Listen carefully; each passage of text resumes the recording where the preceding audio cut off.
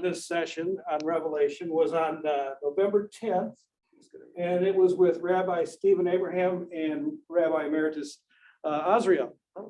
And there was a line from this that is, I probably think about it every couple of days because it was so memorable to me. So I'll just share it with you, and I can't say it in the same wonderful accent that Rabbi Azriel has, but here are the words. Is revelation an ongoing revelation? Did God spoke, give us the commandments, and then shut up? Oh, no, he's a Jewish God. How can he be quiet? All right. So that was his take on whether revelation is ongoing or not. So we'll turn it over to the two of you tonight, and thank you for leading the group. Thank you. Good evening. Good evening. Well, it's very exciting to have the opportunity to be here with you all, and especially exciting to teach with my dear colleague, Cantor Alexander. So quite exciting. Certainly a topic that I guess, on the surface may not be something that you would think of a Cantor right off the bat, but actually it's really a big part of what we do in many ways. So it's something we think about a lot.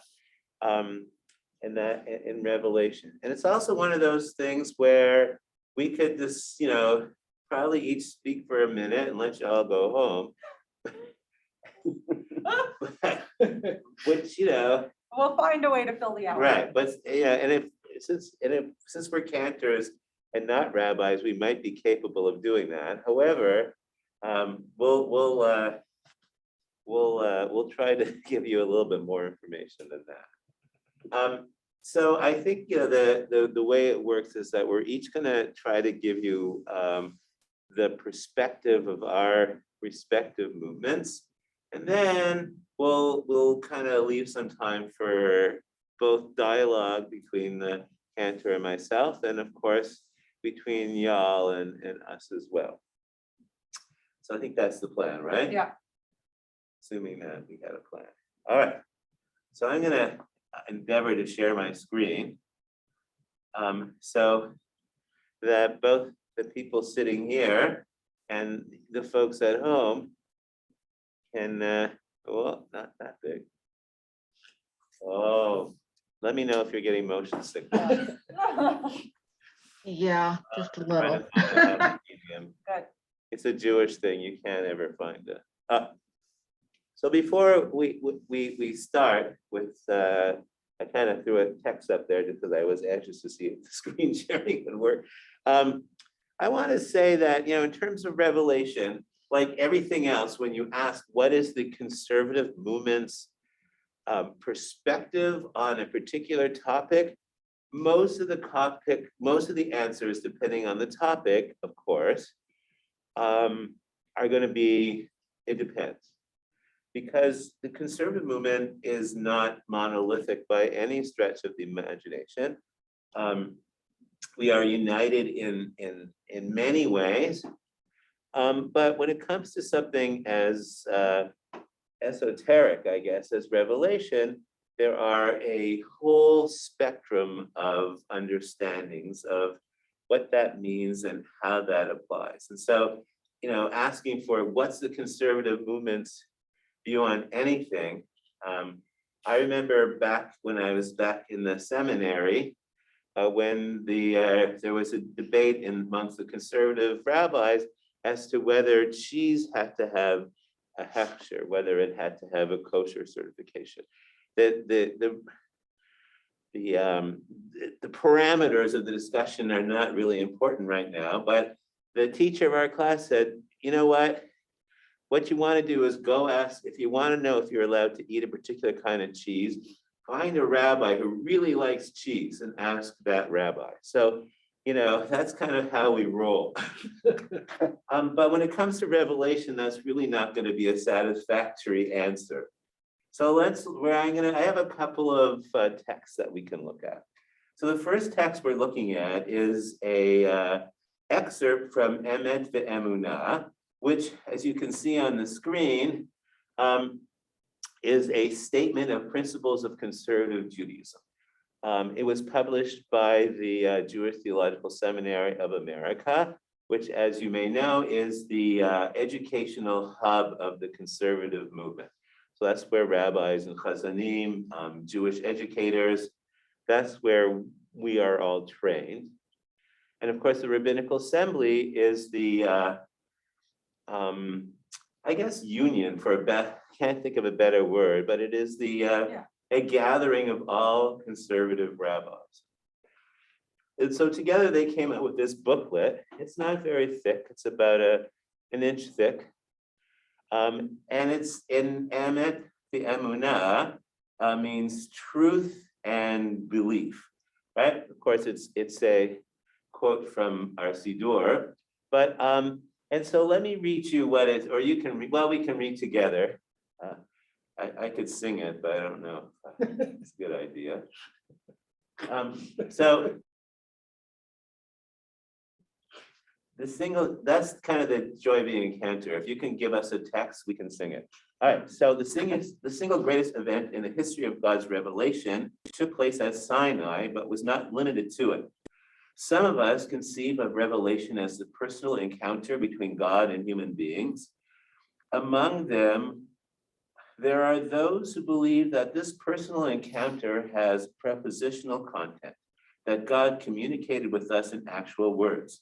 For them, Revelation's content is immediately normative as defined by rabbinic interpretation, right? So for some people, God spoke to us, we listened, we got commandments, gesundheit. Okay, so the commandments of the Torah themselves issue directly for God. So that's one way of looking at it, and certainly those within the conservative movement ascribe to that. Others, however, believe that revelation consists of an ineffable human encounter with God. The experience of revelation inspires the verbal formulation by human beings of norms and ideas, thus continuing the historical influence of this revelational encounter. Okay, so that's one that says that this is kind of an ongoing thing. And then, but something that not necessarily came right directly from God, but it is part of an encounter with God in a way. And then others among us conceive of revelation as a continuing discovery through nature and history of truths about God and the world. These truths, although always culturally conditioned, are nevertheless seen as God's ultimate purpose for creation. So that's Rabbi Azriel. Proponents of this view tend to see revelation as an ongoing process rather than as a specific event. Okay, so that is a kind of a statement of how the conservative movement views revelation, right? Just like, you know, the Fiddler on the Roof, where there's a the classic joke, I don't know if it's from Fiddler on the Roof, where it's urban legend, where one person comes to the rabbi and says, Rabbi, you know, this is a terrible thing. And the rabbi says, you're right. And then another person says, Rabbi, this is a great thing. And the rabbi says, you're right. And the third person says, how can they both be right? And the rabbi says, you're also right. So I think that's it. I think we could probably go home now. So that's Emmett Emunah. So as you can see, the conservative Jew has a large tent.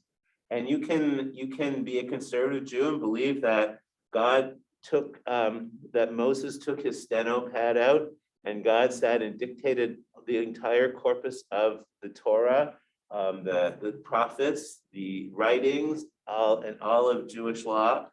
Or you can believe that those things are from God, but are inspired in some way and may not directly be a one-on-one verbal communication. Or you can believe that revelation was something that perhaps began at Sinai and continues until this very day. All those possibilities are all within the scope of conservative Judaism. So let's look at another text. So this is a text by Rabbi Ismar Shorsh. Rabbi Ismar Shorsh for quite a long time was the chancellor of the Jewish Theological Seminary. Recording in progress. Uh-oh. Oh, that's video. So let's just look a little bit of what he said here. It's a little small, so I'll read loudly so you can see it. All right, that's a little bit better. All right. For conservative Jews, the Torah is no less sacred, if less central than it was for their pre-modern ancestors. I use the word sacred advisedly. The Torah is the foundation text of Judaism, the apex of an inverted pyramid of infinite commentary, not because it is divine, but because it is sacred, that is, adopted by the Jewish people as its spiritual font. The term skirts the divisive and futile question of origins, the fetid swamp of heresy. The sense of individual obligation of being commanded does not derive from divine authorship, but communal consent. So what Chancellor Schorsch is saying, in essence, is, does it really matter if God sat there with and dictated the Torah to Moshe, or if he didn't? The fact is that the Jews, as conservative Jews, as Jewish people, that's our sacred text. That is, to us, the Torah is something that came from God. It is, as he said, the apex of an inverted pyramid. So the Torah is the Torah, however it was revealed, is at the bottom of the point of the pyramid, and the pyramid continues to grow and grow and grow and grow. And it doesn't matter, as he said, it just doesn't matter if it's if you want to call it, if you want to question where the origin comes, who cares at this point? You know, if you want to call me a heretic, call me a heretic. I don't care. The sense of individual obligation of being commanded does not derive from divine authorship, but communal consent. So he's saying that what makes the Torah our core text, and the text from which we feel as though God is speaking to us, is because we as a community have decided that that's our revelation. That's our text. That is, you want to hear God talking, read the Torah. And so to Chancellor Schorsch, that is the essence of it. It's not that God decided that the Torah is for us. We decided that the Torah is for us, and it came from God, and it is ours, and we are now going to interpret it and learn from it and grow with it from generation to generation. So I love this. What I think I love the most is that in the world that we live in, we're often put into like a camp of the Bible versus science or something like that. And, you know, there's this idea that if the Bible is true, then science can't be true, right? The world was created in 7 days, then obviously evolution is in opposition. And as a Reformed Jew, I didn't grow up with that opposition, but I see that here in what Ismail Schorsch says, is that like, it doesn't matter if it's true. Right. The truth of the Torah isn't about true facts. It's about truthiness. It's about true community. What Right, was that word you said before? Truthiness. Truthiness? Truth. You have to put Right. the extra ooze in there. It is, Truthiness. right. Yeah. It is what drives Judaism. It is the Torah is what makes Judaism Judaism. And it is more, it is not, it is, so he kind of flips it. It's not that the Torah is something that God imposed upon us. It's something that we accept upon ourselves. We've all agreed to accept that, and it happens to come from God in some way. And I think also the part is about the community. Right. Right, which I think is very different from Reform Judaism, which has much more individualization, much more, if it's meaningful to me, then I should do it. If it's not meaningful to me, then I don't need to do it. And this idea that what makes it meaningful is that we as a whole community have decided to do it is a good distinction, but also really beautiful. Yeah, so right. And so I think he puts it in a great way. he continues to say the written Torah, no less than the oral Torah, reverberates with divine human encounter. So no matter how you look at it, whether it's God, again, dictated it to us, or whether it was somehow inspired, it is the divine human encounter. It is how we as Jews have chosen to connect with God.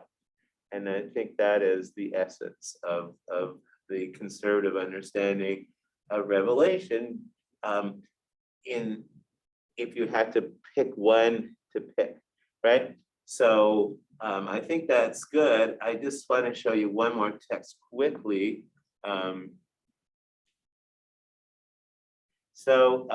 This is an interesting article. This is written by Elliot Dorff, who is a brilliant rabbi and one of the pillars of conservative Judaism. And he has made a chart. Right, this is what Orthodox guys believe, and then of course he divides it into conservative one, right, which is God dictated the Torah at Sinai, and conservative two, human beings wrote the Torah at various times and places, right, and then conservative three, revelation is the disclosure of God himself. It is not the disclosure of specific rules or idea, but rather a meeting between God and man in which they get to know each other. I think, to me, I think that's a great understanding of Revelation. It's a meeting between God and man. I'm sorry, mankind, human beings. Sorry, that wasn't when he wrote this, that wasn't an issue, I'm sure. So again, three different perspectives, all within the rubric of conservative Judaism. And we don't have to go through this whole thing, but I just want you to see how many possible understandings there are of the same thing, and how where you fit on the continuum is okay. You can still be a conservative Jew, and you can fit in anywhere you want in the continuum. But as a community, by and large, the community is kind of with that view, both as it's articulated by Ismar Shorsh, and also as it's articulated by Elliot Dorff. And so let's. It's not here. Is it not there anymore? No, when you're scrolling up and down all Oh, okay. Well, that's all right. So instead, you can see my start page. That means I'm done. All right. Cool. So, yeah. All right. So let's. Oh, okay. All right. Okay. Okay, so I think that's kind of the conservative view. So if it wasn't definitive, then I did a great job. Excellent. It seems like it doesn't need to be definitive. No, not at all. So I think that, like so many things, the Reform perspective on Revelation has to start with the beginning of Reform Judaism, which was in Enlightenment Europe, right? The entire project of reforming Judaism comes out of the idea that Jews are all of a sudden granted citizenship. In France and in Germany, Jews are able to be French citizens and German citizens. They have access to local university, to scientific methodology, to becoming citizens. And the entire reform project begins by asking the question, what does it mean to be a German citizen and a Jew? Right, and we've continued that conversation all the way up until now. What does it mean to be a Jew in the 21st century of America? And we all of us around the room, from the Temple Israel to Beth Israel to Chabad, are all grappling with that question, but we've come back to our roots and to how we balance the modernity question versus the traditional Judaism question, and what is appropriate along that path. So the original Reform Revelation idea comes out of that scientific biblical criticism. If you're coming out of German university and Wissenschaft Judaism, and you understand that there is a JEP&D author of the Bible, it's clearly got different stories written by different perspectives, written down at different times in history, it's not divine, well, then you can't also then preach Torah misinai al yadad Moshe, right? Like you have to figure out how to be a rabbi teaching your community about Sinai and also about JEP&D biblical criticism. And so they kind of came up with this synthesis, this idea of divine inspiration. It's man written with divine inspiration. And I think I definitely grew up with that as like a baseline understanding without necessarily a lot of question or critique or synthesizing of does that fit with my perspective, but it certainly enables there to be a lot less tension between the science and religion question or science and Bible question, because it doesn't have to be the perfect ineffable truth, right? It is its own kind of truth without being the exact historical truth. I would say that over the course of the 150 plus years since the beginning of the Reform movement, it has grown and changed and been influenced by reclamation of Jewish tradition, right? Like Reform Judaism started like kosher is stupid, we shouldn't do that. And then it was like, oh, maybe it's okay, you're permitted. Kippot are not permissible, that's ancient and unnecessary. Okay, now most Reform rabbis and cantors and congregants at least choose to wear one, have the choice. In the 50s and 60s and 70s, there were Reform congregations, perhaps even Temple Israel, where you were not permitted to wear a kippah. So for real. So like we're in our pendulum. We're always swinging back. We're always influenced by what we're missing, by the shiny star, by what other people on the outside are doing. That's always happening. So I'm going to share with you the most recent platform of ideas from the Reform movement. So this is called, excuse me, I'm articles. Is it showing? Okay, Articles of Statement of Principle for Reform Judaism. This was adapted in Pittsburgh in 1999. You may have heard of the Pittsburgh Platform, which was in 1885, the original American platform of what Reform Judaism was. This is 100 plus years later, but still almost 25 years ago, and is a statement of principles. What I think I like the most, now having read the conservative statement of principles, we are just as big tent in trying to make sure that we don't offend anybody while agreeing on what our principles are. So our principles are divided between God, Torah, Israel. You might be familiar with that triumvirate, God, Torah, Israel. It's kind of in a lot of different concepts. So what is it to Reform Judaism is the question. You may not need to read the God part to talk about Revelation, but I think that the way it's written, it is important to understand what the Reform movement is saying about God in order to understand how that relates to Torah. So God, we affirm the reality and oneness of God, even as we may differ in our understanding of the divine presence. We're very open. We affirm that the Jewish people is bound to God by an eternal brit, covenant, as reflected in our varied understanding of creation, revelation, and redemption. We affirm that every human being is created b'tselem Elohim, in the image of God, and that therefore every human life is sacred. With reverence, all of God's creation and recognize our human responsibility for its preservation and protection. We encounter God's presence in moments of awe and wonder, in acts of justice and compassion, in loving relationships, and in the experience of everyday life, right? We're not limited just to prayer to find God. Anything that we're doing could be a space that we find God.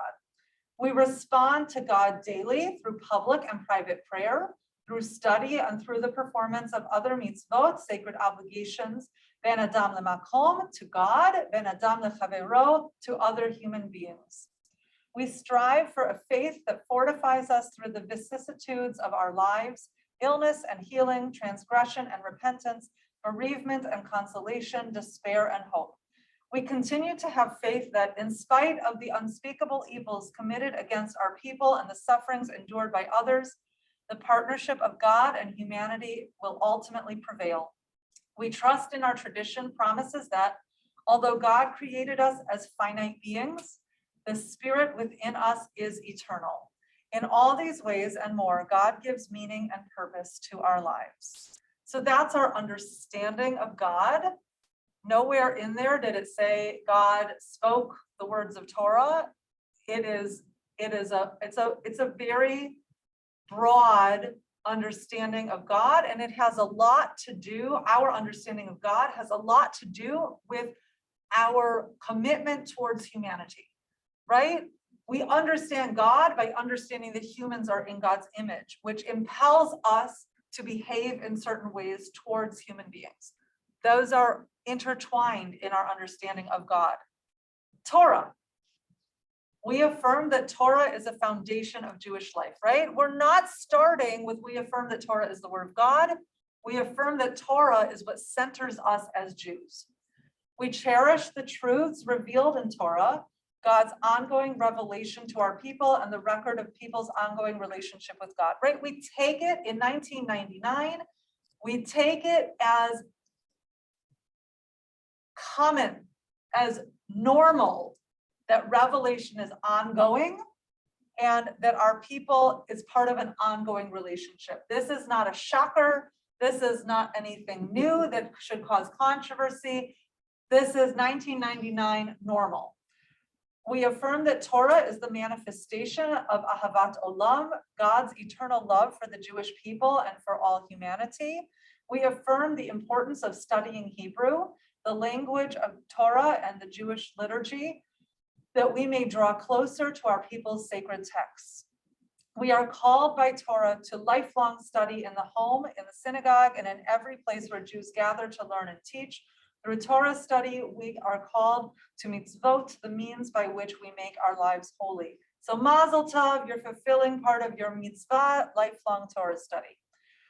We are committed to the ongoing study of the whole array of mitzvot to do the fulfillment of those that address us as individuals and as a community. Some of these mitzvot, sacred obligations, have long been observed by Reform Jews. Others, both ancient and modern, demand renewed attention as a result of unique context of our own lives. We bring Torah into the world when we seek to sanctify the times and places of our lives through regular home and congregational observance, right? The relationship to Torah is similar to the relationship with God. We bring it to life by using it to sanctify time. Shabbat calls us to bring the highest moral values to our daily labor and to culminate the work week with kedusha, holiness, menucha, rest, oneg, joy. The high holidays call us to account for our deeds. The festivals enable us to celebrate with joy our people's religious journey in the context of changing seasons. The days of remembrance remind us of the tragedies and triumphs that have shaped the people's historical experiences, both in ancient and modern times. We mark the milestones of our personal journeys with traditional and creative rites that reveal the holiness in each stage of life. Last paragraph, we bring Torah into the world when we strive to fulfill the highest ethical mandate in our relationships with others and with all God's creation, partners with God, Tikkun Olam, repairing the world. We are called to help bring nearer the Messianic age. We seek dialogue and joint action with people of other faiths in the hope that together we can bring peace, freedom, and justice to the world. We are obligated to pursue tzedek, justice, and righteousness, to narrow the gap between the affluent and the poor, to act against discrimination and oppression, to pursue peace, to welcome the stranger, to protect the earth's biodiversity and natural resources, to redeem those physical, economic, and spiritual bondage. In so doing, we affirm social action and social justice as a central prophetic focus of the traditional Reform Jewish belief and practice. We affirm the mitzvah of tzedakah, setting aside portions of our earnings and our time to provide for those in need. These acts bring us closer to fulfilling the prophetic call to translate the words of Torah into the works of our hands. In all these ways and more, Torah gives meaning and purpose to our lives. I only saw the word revelation one time, and I heard no description of it. And yet we understand that it is the relationship described between God, our commitment to humanity, and how Torah makes time sacred that we see revelation. I propose that. So that's kind of my overarching presentation. I will just add a very brief little statement that is not fully thought out. So please, maybe you can help me flesh it out a little bit. We read Torah every year and we say, we turn it and we turn it. And it's always new and exciting, new and different for us, right? We are different every time we read Torah. And in that same way does Revelation continue.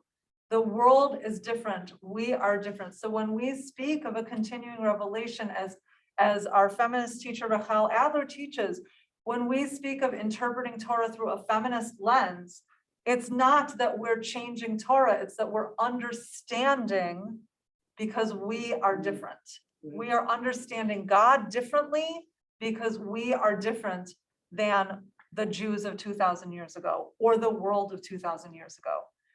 So. Can I just ask? Yes, please. I love what, first of all, both of you presented, I think I find it very satisfying. I mean, I like it, but I wonder I think to myself, am I really practicing a degree of self-deception here?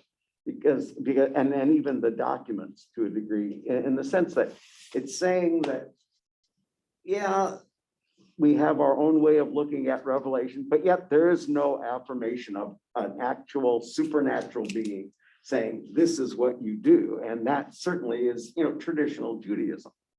Traditional Judaism does affirm that there's this supernatural being, and he says, or it says, or whatever, God says this, that, and the other. And so, just when you talk about the Enlightenment, I let one of the best historians of the Enlightenment, a French historian, Micheline Tisson-Braun, said once that Enlightenment was, in her words, une révolution contre révélation, a revolution against revelation. Probably. And in a lot of ways, it was. I mean, the Enlightenment, when it brings in science and empirical thinking much more and experimentation, it leaves room for saying maybe there wasn't a God. And I see that coming out here, that so kind of like, well, what really, you can believe in God or not believe in God. Well, so I think that Jews throughout time have said that the belief in God is not actually what's necessary. It's the doing of mitzvot that's necessary, regardless of belief. Na'aseh v'nishma, we will do and we will hear, right? Like, so I'm not sure that that is necessarily antithetical to even the most traditional or orthodox mode of Judaism, but they're not here, so I'll let them speak when they're here later. But the idea that we might be deluding ourselves, right? So every part of a faith tradition is foundational to having a leap of faith, right? Right. If you believe that God spoke to Moses and Moses dictated the Torah into stone, right? Like, that is a leap of faith. If you can't make that leap, then perhaps you feel alienated by Judaism. What I think that Reform Judaism does, especially growing out of the Enlightenment time period, is acknowledge that the community they were speaking to already was not making that leap of faith. How do we answer Jewish questions when we're already canceling that leap of faith? What leap of faith are we willing to take? We're willing to take a leap of faith that says, even if it's not true, it might still be important. Right. Okay, I think that's my answer. I see what. Yeah, so, I mean, and I totally agree with Cantor Alexander, is that you can be a good Jew and fulfill 612 mitzvot. The only mitzvah you don't maybe not fulfill is if believing in God is a mitzvah. I'm not sure if it is a straight up mitzvah, but anyway, then you're I think you're still doing pretty good. So from a conservative point of view, Conservative Judaism believes that the Torah and Jewish law, halacha, is binding on our lives, that we are obligated to fulfill Jewish law as it is described well, I mean, nobody can live it the way Judaism, the way it's described in the Torah. That's just, that's not the religion that we practice. We all practice rabbinic Judaism at best. I don't see anybody sitting in the dark all during Shabbat because the Torah says you're not supposed to have a light burning on Shabbat, right? We could go through a whole list of things, right? I see us davening and not sacrificing animals. So we do live our lives according to halacha, Jewish law, which is based on the Torah. A conservative rabbi may interpret halacha differently than an Orthodox or a conservative or a Reform rabbi. And certainly two conservative rabbis may interpret halacha, Jewish law, differently. But we start off with the foundational belief that the Torah is from God, and that therefore we are obligated to live a life that draws us closer to God, to make us feel that connection to God. And the path for us as conservative Jews to approach God and to feel that connection with God, which I think is the goal of Judaism, is to try to feel closer and closer, to have a stronger relationship with God. And that the pathway is halacha, Jewish law. So, which is in essence based on the Torah. And so I think the bottom line is we're cool with the Torah being either directly dictated by God or inspired by God and five different people, one named J, one E, one P, D, and one whoever wrote it all down. We're okay with that, but nevertheless, we're gonna follow halacha, Jewish law, as inspired by the Torah, halacha leMoshe miSinai. That we follow that as interpreted by our rabbis. So I see that. That's good. Yeah, I was good. Like from a conservative perspective, you could never imagine, could you, like a gay marriage done under the sanction of a conservative? I've officiated a gay marriage. Yeah. Yeah, No, but in the synagogue. Yes, absolutely, Really? right in our sanctuary. Well, right It's- now our it's- sanctuary is Isn't that a below the. direct? it's been, the There- conservative movement yes. made, what is it called? Made a polemic about it, what, maybe almost 15, 20 years ago? Right, there's nowhere in the Torah where it says that you can't marry two people of the same gender. What? I see Andrew Greenberg All right. has his hand up. Thank you. First of all, last week I was categorized as an Orthodox Jew. Let me go on record that my questions come from a conservative Jewish viewpoint. So I need to start off with that. So my question is, in the Reform Siddur and I believe in the Reform Siddur and in the Conservative Siddur, when it comes to the Zot HaTorah, which I believe the Reform movement still recites it, and if I'm wrong, please correct me. You got Hey, Israel, Pi Adonai, from the mouth of God to the hands of Moses, is a literal Hebrew translation. And in the Aliyah, which I believe we all do, no matter what section of Judaism we belong to, we also affirm in the blessing that it is God's Torah, and God's Torah is truth.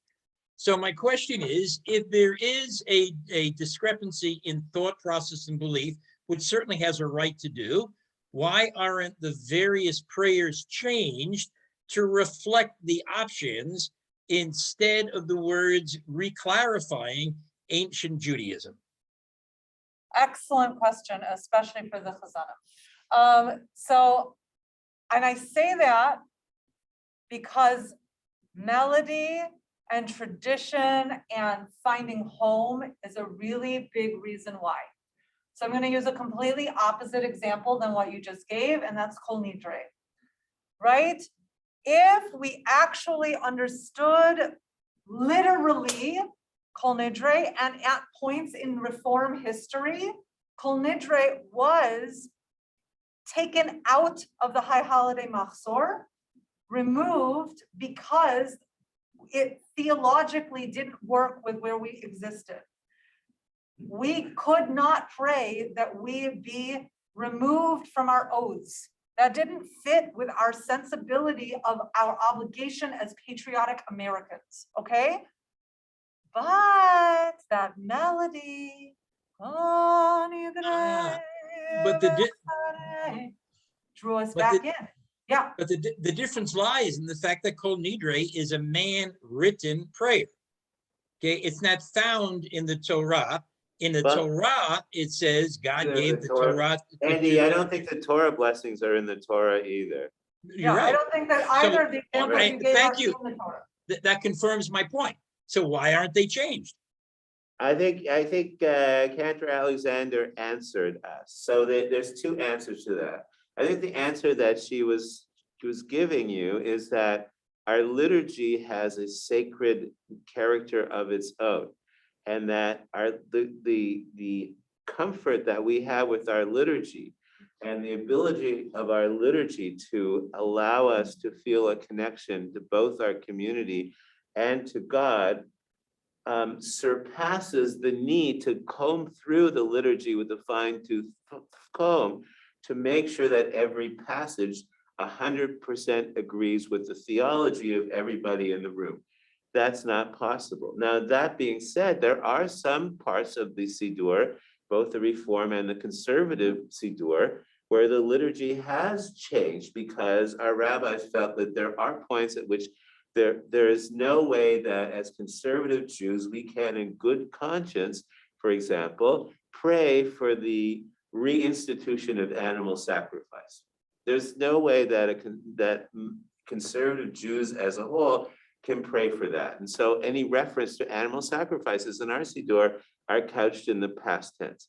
That in our past tense, our ancestors used to sacrifice animals, but now we understand that's our past, right? And there are other examples of prayers that have changed because there are just some things that we found hard to swallow. Like, for example, our Siddur has a mishabera for a woman called to the Torah.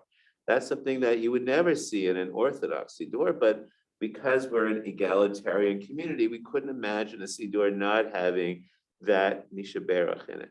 And I could go through that is not today's topic, but we could go through the whole Siddur and I can show you all kinds of places where the liturgy has adapted to the philosophy of our movement, and places where some things are so ingrained in our tradition that we've left them the way they are. And I think, And the Torah blessings is a super good example, but I have no problem saying Asher Bachar Banu Mikol Ha'amim. I have no problem saying that we are the chosen people. It doesn't bother me one little bit.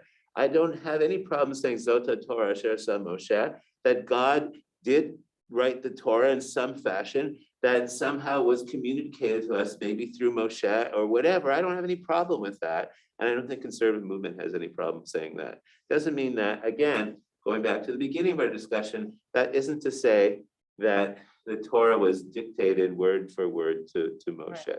And I agree completely that by Reform Judaism has certainly done a lot more than conservative with going through it word by word and removing things that are theologically problematic and then sometimes bringing them back in the next publication of a prayer book. If you look at the history of our prayer books, that is absolutely something that has happened. But we also actively work to re-understand things so that we don't have to throw out the baby with the bathwater every single time. So, a Torah of truth. Well, I just said it. The truth of the Torah doesn't necessarily have to be the historical record, right? The truth of Torah doesn't have anything to do with 7 days of creation. There is a different kind of truth. So I think that that's what we do with our prayer book every day. And for me, I know that as an American Jew who has my mother tongue of English, I get to have a little bit extra distance and extra interpretive movement in my prayer book because of that translation part. For the Israeli Reform Movement, which has recently published a new prayer book for themselves, they had to really grapple with those questions where they don't have a language barrier adding to the, to the ephemerality of interpretation. They had to really grapple with, how do we hold tradition strong and hold that home and that melody and that part that makes it connect to Klal Yisrael and to all of Israel throughout historical time, and not sit there like with our chin on the table, we believe what? Right? That was the balance that they had to come up with while writing their new prayer book. Interesting question. Anybody else have a question? I think Steve has a question. When you, Go ahead, Steve. Maybe the question is, the issue is revelation, in the sense that, is God revealing himself through the ages, more new revelation, or, as a Cantor put it, it is we, as our understanding of what is being revealed has a larger dimension. In other words, what is the process here and what is the problem? What is the process and what is the what? Problem. In other words, I take it, Ken, from your last few words, that the dynamic here is not God necessarily revealing himself, but our understanding of what has been revealed, so to speak, is deeper and more elastic, more dimensional. I think that it really depends on where you're starting. If you believe that God spoke at Sinai and revealed truth, and as to counter what Rabbi Azriel said last time, then shut up and didn't say anything else, then a continuous revelation would be about us understanding, right? We have to also remember how language functions and the infiniteness of God and the infinitesimalness of human mind. God spoke. Why would we believe God, the Almighty, creator of the entire universe? Why would we believe that it is simply Bereshit bara Elohim et hashamayim ve'et haaretz, simply a Hebrew language that human ears can hear and understand?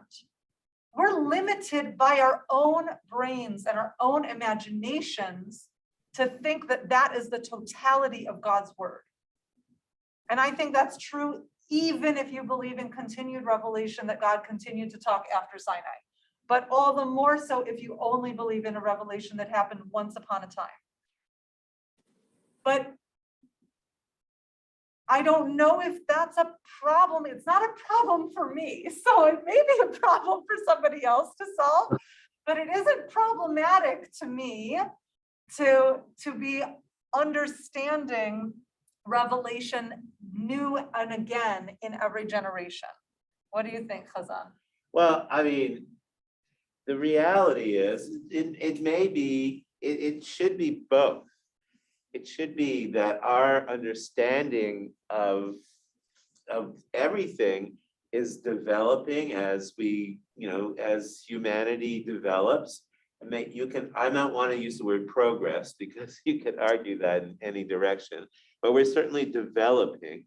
And it may be that our capacity to understand revelation is also growing at the same time. So none of these things are measurable, but by the same token, I have no problem believing that that the Torah is from God, and also studying the Bible from a critical perspective. It doesn't bother me a bit. I have no problem believing and reading the creation story every year on Simchas Torah, and also studying biology or paleontology or any other ologies. And in fact, some of the most creative scientists have been great Jewish thinkers. Mhm. Some of the best doctors have been, Maimonides is a classic example.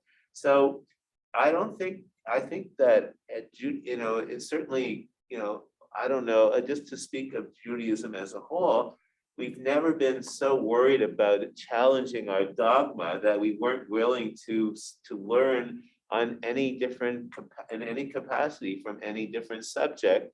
And we're able to hold more than one understanding of an idea in our minds without feeling as though that we are, that feeling any kind of dissonance or feeling any kind of hypocrisy. So I think, I'm going to go back to what I began with, which is you're right and you're right. And also you're right. That's right. Yeah, I agree that it's, I met a pastor in my life and I was explaining some of the things I believed, and she said to me, "You're really comfortable with the mystery."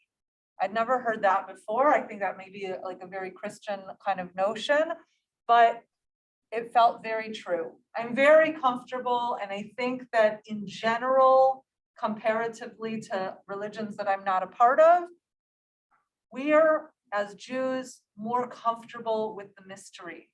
We don't have to believe that it is the capital T truth, capital T.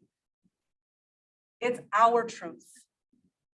We as Jews do things because we're Jews, not because it is the only truth or the only way. It's because that's what Jews do. Other thoughts? Carol, go ahead. Unmute So yourself. we- There you go. Our family is a dichotomy. We have part of our family is conservative. And as you know, a large part of our family is Haredi in Israel. So we've had the experience of, lots of times we have the experience of experiencing Israel in the eyes of our Orthodox family. I'll give you an example. So my son-in-law, he still believes that there's going to be the sacrifices, and our grandchildren believe that also. So I asked my son-in-law, I said, really? And when was the last time that you actually saw a cow? Because I'm very didactic. And then there's another experience, and that is if anybody here has been to Israel and gone to the hotel and gone into the Chabad, new Chabad building they have there. And at the top of the building, they have recreated the temple, the second temple. And the way they have created it is it looks like, if you look at this temple, it looks like it's actually on the Temple Mount. And of course, our children, our grandchildren are very taken with this. I mean, it does look very, very convincing. So it's a lot of difficulty for us when we go there, and we will be going there again next month, to try to make everybody happy in our family. So it's very difficult, and we try to explain the way we interpret it, but I have to also understand how they interpret it. But again, in our prayer book, it still says about the sacrifices, and I really don't understand that. Well, again, I think it is not necessary for us to ignore our history. The fact is that our biblical ancestors communicated to God through the system of sacrifices as outlined in the Torah. You can't close your eyes and say, oh, it didn't happen. That was our history. And as Jews, we are very nervous about ignoring history. That is something that as Jews, we cannot ever do. And so that is our history, and that's in our prayer book. But our prayer book has alternative versions too. So if that, for some reason, makes you uncomfortable, or you can read an alternative version of the prayer that doesn't mention sacrifices. But to deny that that's the way we used to communicate with God is you can't do that. That's the way it was. And that's what we had in those days. And it made sense in those days. And, again, that's another topic. We could talk about the sacrificial service and what it really looked like and what it meant. And it was what we had. And so that's what we did. And after the Beit HaMikdash, the temple was destroyed.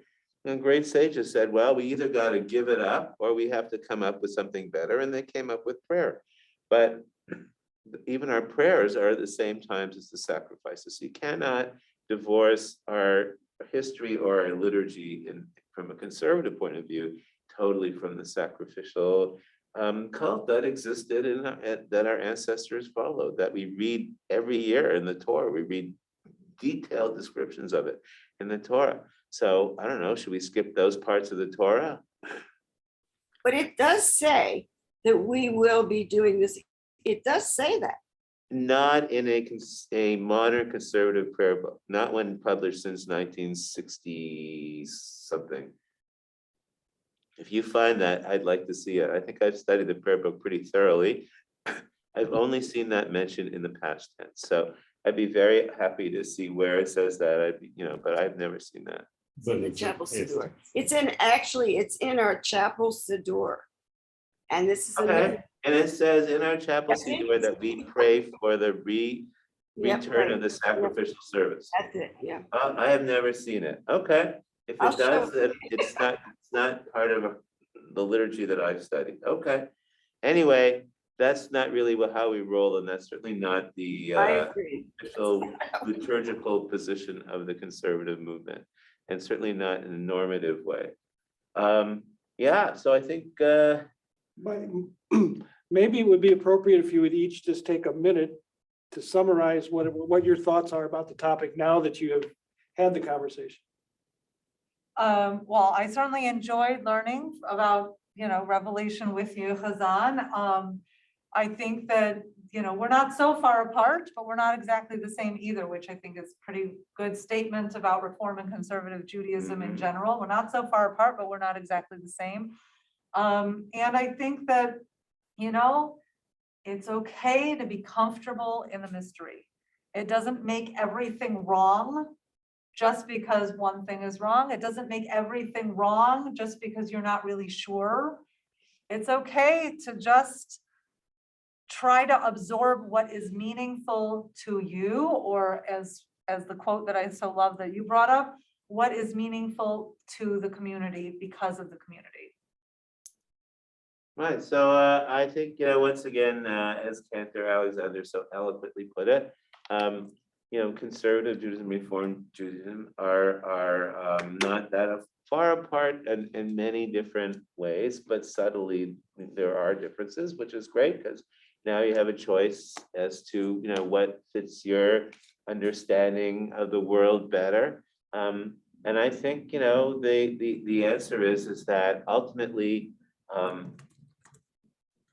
there's no question in my mind that the Torah is from God, and that there's no question in my mind that we as Jewish people use what we learn in the Torah to help us to draw ourselves closer to God, and that enhances our lives as conservative Jews.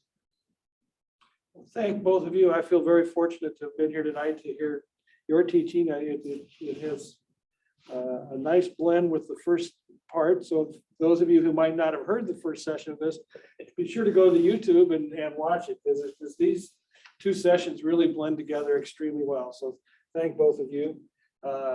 For everybody participating tonight, bring a friend next time. Sit down together, pop popcorn, do whatever you will, but bring a friend. So thank you and good evening. Good evening. Thank you. Thank you. Thanks, everyone.